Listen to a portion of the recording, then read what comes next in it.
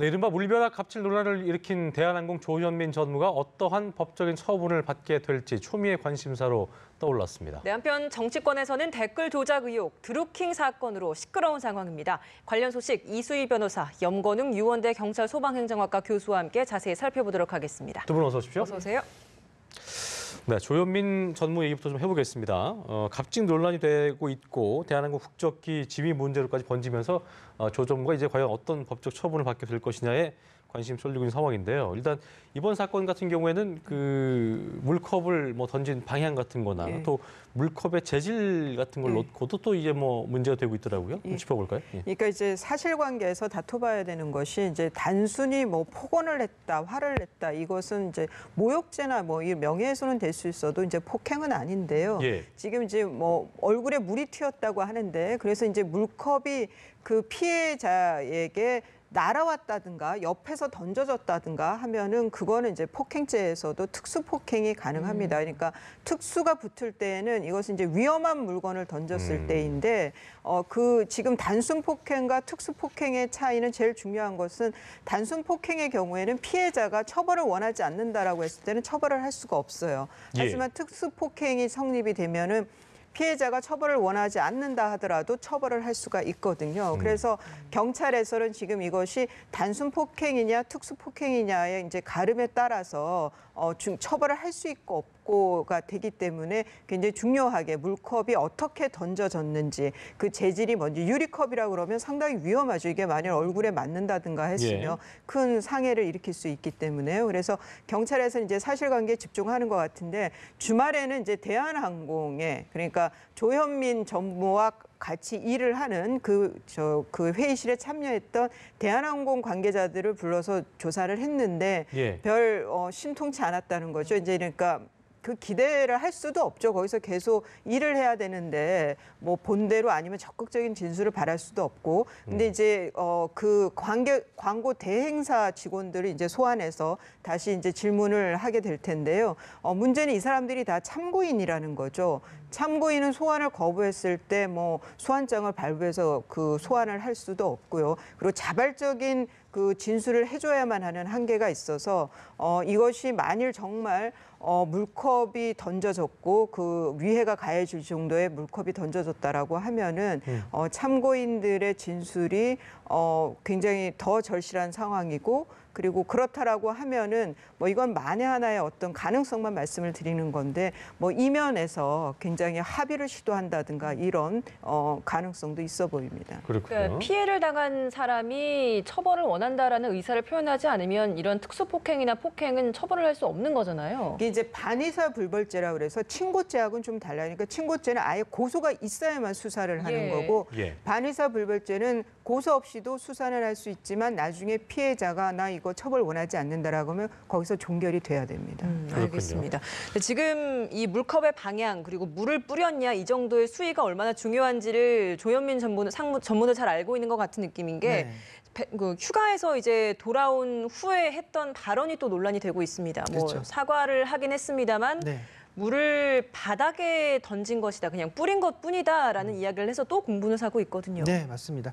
일단 뭐 12일 날 바로 출국을 했었죠. 해외 휴가로 출국을 했던 상황에서 15일 날 새벽에 인천공항으로 귀국했을 때 분명히 이제 했던 발언을 좀 주목해 봐야 될 것 같아요. 그때 했던 것이 물을 얼굴에 안 뿌렸다라는 얘기를 했고 밀쳤다. 그리고 제가 어리석은 행동을 했다. 뭐 이런 얘기를 했거든요. 결과적으로는 지금 현재 그 변호인을 또 선임해 놓은 그런 상태이고 그 뒤에 이제 그 조현민 전무가 대처를 하는 그런 상황들을 봤을 때 이미 법적인 부분에서 어떻게 피해가야 되나를 이미 법률 자문 쪽과 이제 상의를 했던 것 같아요. 그래서 아까 말했듯이 이제 특수폭행죄가 적용되는지 일반 폭행죄가 적용되는지 그 여부가 결국은 직접적으로 그 사람에게 위해를 가할 의도가 있었냐라는 걸 밝혀지면 결국 이제 폭행죄가 성립될 것이고 그리고 이 유리 같은 위험한 물건을 던졌다라는 것이 성립이 되면 이제 특수폭행죄가 되기 때문에 이런 법적인 부분을 피해가기 위해서 본인이 귀국할 당시에 분명히 나는 직접적으로 겨누지 않았다. 그리고 던지지 않았다. 이런 발언을 직접적으로 한 것으로 보이고요.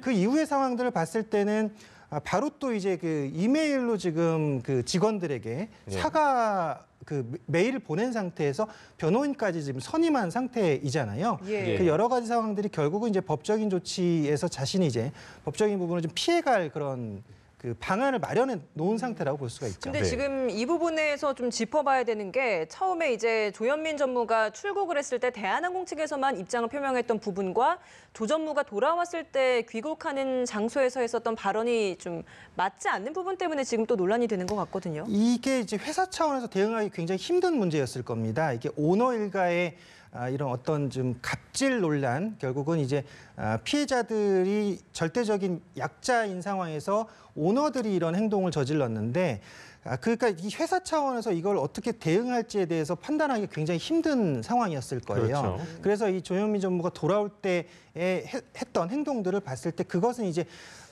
그 오너 일가에 대해서 법률 자문단이 붙어서 이제 우리가 조치를 하겠다 이런 상황이 됐기 때문에 서로 간의 내용이 좀 틀려진 부분이 있다고 보입니다. 일단 이렇게 좀 시시비비를 따져봐야 되는 것 같은 경우에는 이제 증거라는 게 되게 중요한데 이 사건이 터지고 나서 조현민 전무에 대한 어떤 이런 갑질 행위들에 대한 SNS 제보들이 올라오면서 이게 뭐 확인되지 않은 거니까 뭐 얘기할 수 없다라고 나왔지만 그런 와중에 많은 분들께서 들으셨겠습니다만 한 4분가량의 음성 파일이 공개가 돼서 또 논란이 되고 있는데 일단 저희가 영상을 음성을 준비했는데요. 좀 들어보시고 얘기 나누겠습니다. 함께 들어보시죠.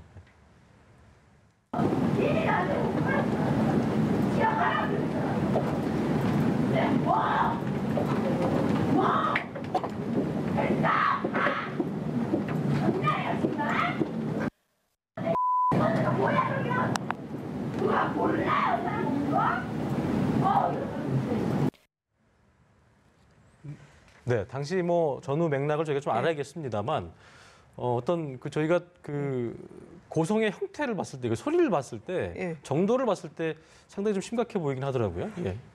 자기 분에 못 이긴 목소리로 그 뭐 좀 분노 조절 장애가 있는 거 아닌가 뭐 이런 저는 뭐 그쪽에 저기 전문가는 아닙니다만은 저 정도 고성과 저 정도의 이제 그 반응은 좀 그런 걸 의심해 볼 수도 있고요. 그런데 이제 그 상대가 간부급 임원이라고 그러죠. 지금 조현민 전무가 83년생인가 그래요. 그러면 간부급 임원일 때는 뭐 거의 뭐 아버지 뻘일 수도 있겠고요. 예, 조직이라는 데가 뭐 나이하고는 상관이 없습니다만은 그래도 이 뭐 아무리 어린 또 직원이라도 저렇게 나온다는 거는 좀 상식적으로 좀 납득이 안 가고 그 저런 모습들이 그러니까 경영 능력은 그러면 있는 건가? 단순히 이게 이제 갑질만이 문제가 아니라 그 기업으로 봤을 때는 저런 성정과 저런 그 업무 처리를 하는 그 전무급 사람이 경영 능력은 갖추고 있는 건가? 이것이 그냥 그 오너가의 그 지분 때문에 그 승승장구하고 있는 것이 아닌가라는 좀 근본적인 문제 제기를 또 하게 됩니다. 만약 이 음성 파일이 실제 조 전무의 음성 파일이라면 그런 부분을 충분히 좀 고려를 해봐야 될 부분인 것 같고 그렇습니다. 아직까지는 이 음성 파일이 조현민 전무로 추정되는 음성 파일이라는 점 좀 다시 한번 짚어봐야 될 것 같습니다. 네, 그런가 하면 이제 청와대 국민청원 게시판에도 조 전무와 또 대한항공을 질타한 내용들이 굉장히 많이 올라왔습니다. 대한항공이 국적기이다 보니까 이제 명칭까지 바꿔야 한다라는 이야기도 있고 뭐 많은 비판들이 많이 올라오는 것 같습니다. 예, 지금 청원자 수가 뭐 몇만 명을 지금 넘어가는 그런 상황이고요.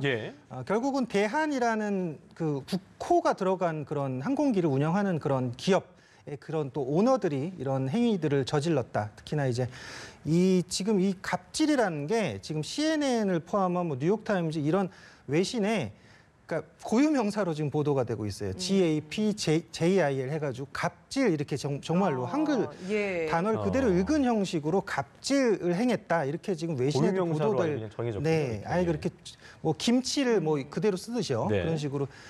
갑질이 지금 고유명사로 전해질 정도로 지금 외신에서도 주목을 하고 있는 그런 사건이고 결국은 지금 이 사건이 이번에 조현민 전무만 일어났던 상황이 아니었잖아요. 그 전에 지금 언니였던 조연아 씨도 그랬었고 또 동생인 지금 대한항공 사장 같은 경우도 지금 마찬가지로 예전에 신호 위반 상황에서 경찰관이 제지하자 그 경찰관을 또 치고서 갔던 사건도 있었어요. 남동생은. 그리고 조연아 씨 같은 경우는 그전에 뭐 땅콩 회항 사건은 워낙 유명한 사건이니까 뭐 되돌릴 필요도 없을 것 같은데 아까 그 음성 파일 얘기 제가 잠깐 좀 드리면 그 음성 파일 같은 경우도 지금 거기서 6층이 지금 조현민 전무의 사무실인데 거기서 누군가가 그 직원이 녹취한 상황에서 그 신고를 어떤 한 인터넷 언론사에 했더니 지금 대한항공 측에서는 이걸 조현민 전무라고 어떻게 추정을 할 수가 있냐, 특정할 수가 있냐 지금 얘기를 했어요. 그랬더니 그 지금 제보를 했던 그분이 다시 자신의 사원증하고 자신이 지금 이 회사에 다니고 있다라는 그런 증명을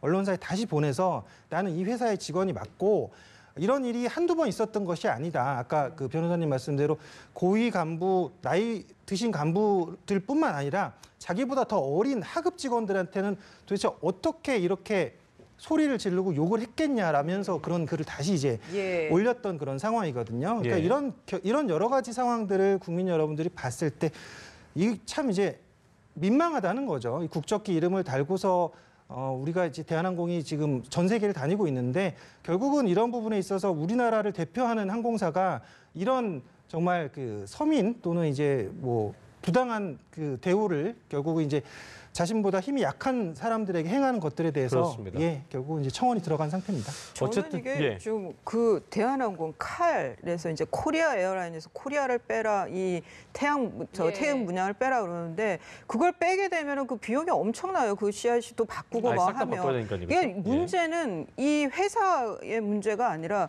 이 오너의 조양호 회장의 자제들이 지금 문제를 일으키고 있고 그게 회사 이미지까지 가고 있는 거거든요. 그렇다 그러면은 그 회장의 그 자녀기 때문에 쉽게 채용이 돼서 이렇게 계속 직급이 올라가는 그 상황의 문제를 해결해야 되는 거지. 대한항공에서 코리아를 빼고 태극 문양을 뺄 일은 아니라고 봐요, 저는. 그래서 좀 이런 그 경우에 주주들이 좀 나서서 아니면 다른 이사들이 나서서 이 문제를 좀 내부에서라도 먼저 해결을 하는 것이 필요하지 않나 싶습니다. 예. 자, 그리고 조 전무가 변호사를 선임한 것도 좀 알려지면서 구설에 올랐는데요. 첫 번째 사과도 그렇고 이제 다녀와서 사과도 그렇고 항상 사과를 합니다만 그 앞에 붙는 말이 이제 전제 조건이라는 게 나는 광고를 열심히 하는 사람이고 어떤 일을 열심히 하는 사람, 광고에 열정이 있어서 그렇게 됐다는 전제가 붙으면서 그러니까 이거는 이렇기 때문에 앞으로 또 이런 일이 있을 수 있다는 거를 또 내포한 거 아니겠느냐 이런 분석도 있거든요. 어떻게 좀 보겠어요? 진정성에 관련해서. 열정이 과해서 뭐 이런 얘기들 하고 그 이윤택 전 연출자의 경우에는 호흡법을 가르쳐주기 위해서 뭐 손을 넣었다 황당한 변명을 했는데요. 이것은 이제 그래서 일각에서는 이거 변호사하고 상의해서 변호사가 작성해 준 거 아니냐 이제 여론 눈높이에 맞춰서 그런 의심도 하고 있죠. 근데 그럴 만한 의심을 할 만한 정황이 언니 조연아 그 사장의 경우에 그때 수사기관에 소환이 돼서 그 짧게 그 소회를 얘기를 했을 때 서 있는 자세라든가 뭐 이런 이동까지도 좀 거기에 지시되어 있었던 것이 드러나서 또 한바탕 여론의 질타를 받았었죠. 근데 저는 뭐 이런 이유 여하를 막론하고 아무리 뭐 그 광고 대행사 직원이 화를 돋궜다 하더라도 이런 태도가 나올 수 있다는 거는 저는 이런 사과 성명을 내려고 했다라고 하면은 당분간이라도 자숙기간을 갖겠다라고 해서 저는 자리를 떠나는 것이 가장 진정성 있는 사과가 아닌가 싶습니다. 알겠습니다. 사실 조현민 전무 그리고 뭐 조연아 씨 뭐 이런 사람들만의 문제가 아니라 사회에 권력을 가진 사람들이 많은 갑질 문제를 일으켜서 많은 논란이 됐었습니다. 뭐 백화점 직원 무릎 꿇린 고객도 있었고 라면을 다시 끓여오라고 부었던 뭐 사례도 있었고요. 굉장히 많은 일들이 있었는데 계속해서 고쳐지지 않고 문화가 전혀 개선되지 않는 것 같은데 어떤 대책들이 좀 필요할까요?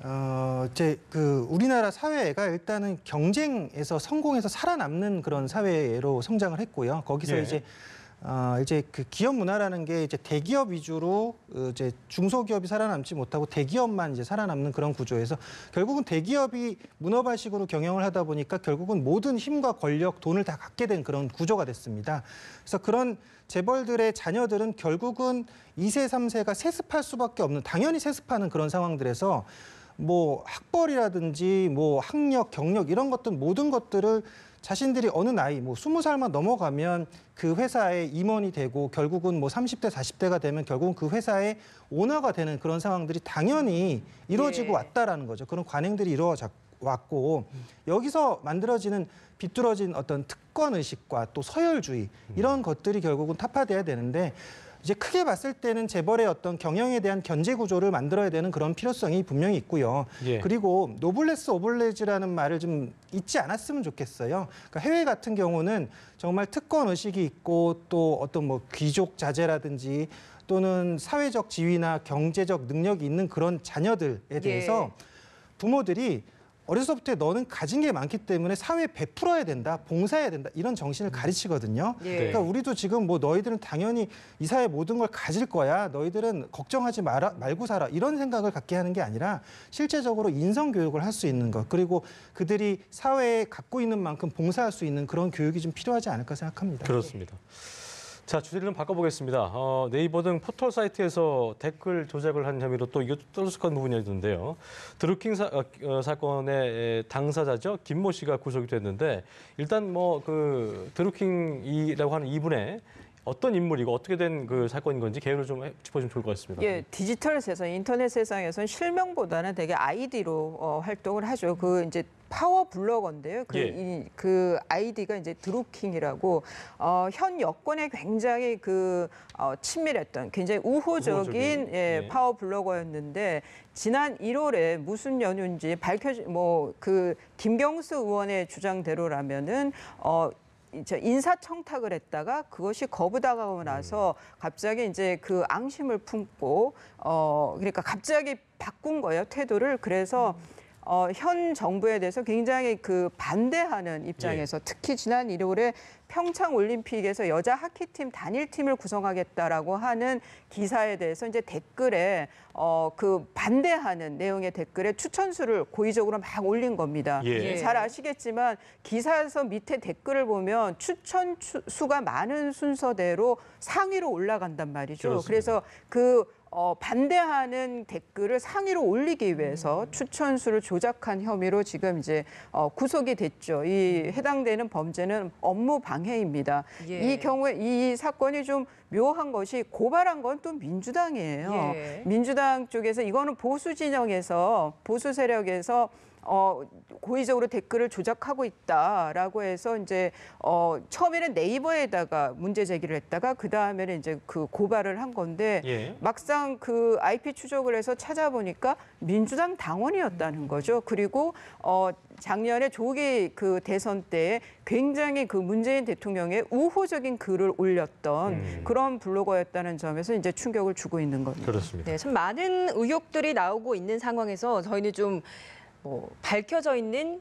사실 위주로 좀 짚어보도록 하겠습니다. 어떤 법적인 처벌을 받을 수 있고 어떤 것이 문제인지를 좀 살펴보고 싶은데 먼저 지금 이 드루킹이라는 닉네임을 사용한 김 씨가 매크로 프로그램을 이용했다라는 것들은 밝혀진 사실인데 이 부분에 대해서 이제 매크로 프로그램이 뭐냐라는 것을 좀 짚어봐야 될 것 같거든요. 일단 매크로 프로그램이라는 건 단순한 동작들을 계속적으로 반복하게 하는 그런 프로그램입니다. 자동으로요? 자동으로 반복하게 하는 거죠. 그러니까 혼자서 계속 클릭하려면 여러 번 작업을 해야 되고 수백 번 작업을 해야 되기 때문에 이 작업을 동시에 수행할 수 있는 자동화 프로그램을 만들어서 결국 인터넷에 이제 올리는 건데, 그러니까 예를 들어 댓글에 좋아요가 눌러지는 거라든지 뭐 반복적으로 어떤 것을 클릭해서 조회수를 올리게 한다든지 이런 것들을 매크로로 할 수가 있거든요. 최근에는 뭐 대학생들 같은 경우 뭐 수강 신청에도 매크로가 사용이 되기도 해요. 그러니까 수강 신청이 이제 시간 내에 딱 들어가야 되니까 그 시간 내에 계속 반복해서 들어갈 수 있게끔 하는 그런 것들.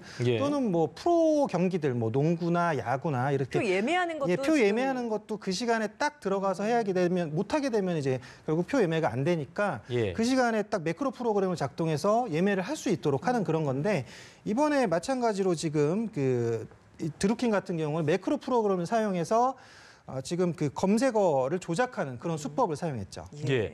이게 댓글 조작 혐의로 구속이 된 건데 필명 드루킹 김모 씨 외에 3명, 5명까지 지금 조사를 할 것으로 보이는데 어떤 제목을 좀 적용할 수 있는 상태고 어떻게 조사가 이루어질 건지도 저희가 좀 지켜봐야 될 거거든요. 어떻게 좀 볼 수 있을까요? 지금은 1월 달 댓글 조작 때문에 업무 방해입니다. 그러니까 네이버라는 포털 사이트에서 업무를 방해를 한 거죠. 이제 위계, 그러니까 이게 속여가지고 한 거라서 그거는 이제 5년 이하의 징역이나 1,500만 원 이하 벌금에 그 법정형인데 이 구속까지 된 거는 이제 증거인멸을 하려고 했기 때문에 USB를 뭐 버리려고 하고 이런 혐의 때문에 이제 구속이 됐습니다. 그런데 1월 달에 정말 그 기사 하나의 댓글 그 조작만 있었다고 하면은 실형이 나올 사항은 아니라고 보이는데 지금 이제 앞으로의 수사 추이는 그 워낙 그 작년에 조기 대선 때도 지금 여당의 유력 의원하고도 뭐 그 문자 정성도 있었고 했기 때문에 그 대선 때 관여된 바가 있는지 대선 때에도 댓글 조작을 한 혐의가 있는지를 수사를 할 거고 만일 그것에 관여한 바가 있다라고 하면 이건 상당한 정치적 파장도 있고 이거는 실형이 나올 수 있는 중대 범죄가 됩니다. 그렇군요. 단순히 댓글 조작으로만은 그러니까 크게 어떤 그 형량으로 볼 수, 그러니까 사실은 확인된다 하더라도 크게 형량이 매겨지는 않나 봐요. 네, 그렇죠. 일단 지금 드루킹 같은 경우는 네이버의 그 포털 사이트의 여론 조작을 한 상황 그리고 이제 순위를 조작한 상황이기 때문에 결국은 업무방해죄가 적용이 됐는데 뭐 다른 사안들 같은 경우는 이제 예를 들어 말도 안 되는 거짓말을 유포하는 경우는 이제 허위사실 유포죄 이런 경우에 해당되는 경우도 있습니다. 근데 이번 사안은 지금 수사 과정 상황인 것을 지켜봐야 되고요. 이 드루킹 같은 경우가 지금 원래 2005년도쯤에 세계적인 대공황이 일어난다라고 뭐 예언을 했다라고 해요. 그래서 자신의 그 따르는 사람들이 한 500명 정도가 비밀 카페를 만들었던 그런 상황이었고 거기서 뭐 유망한 기업들이 줄줄이 부도날 것이다. 그때 이제 결국 이제 세계 좀 경제가 좀 어려워졌던 그런 상황에서 추종자들이 등장했던 상황이고 내가 이런 예언력이 있기 때문에 그 예언력을 바탕으로 정치에 개입을 할 수 있다라고 해서 지금 결국은 이제 그 민주당 쪽 그 김경수 의원과 접촉을 했다라는 건데 오늘 경찰에서 나온 수사 결과로는 김경수 의원이 텔레그램으로 서로 메시지를 주고받은 것은 있지만 거기서 이제 김경수 의원이 실제적으로 그것을 뭐 지시했다든지 뭐 여기에 어떤 조작을 관여했다라는 내용은 없다라고 지금 일단 경찰 수사 결과에서 나온 그런 상황입니다. 알겠습니다. 자, 지금까지 이수희 변호사 그리고 염건웅 유원대 경찰 소방행정학과 교수 두 분과 함께 주요 사건 이슈들 자세히 짚어봤습니다. 오늘 말씀 고맙습니다. 고맙습니다.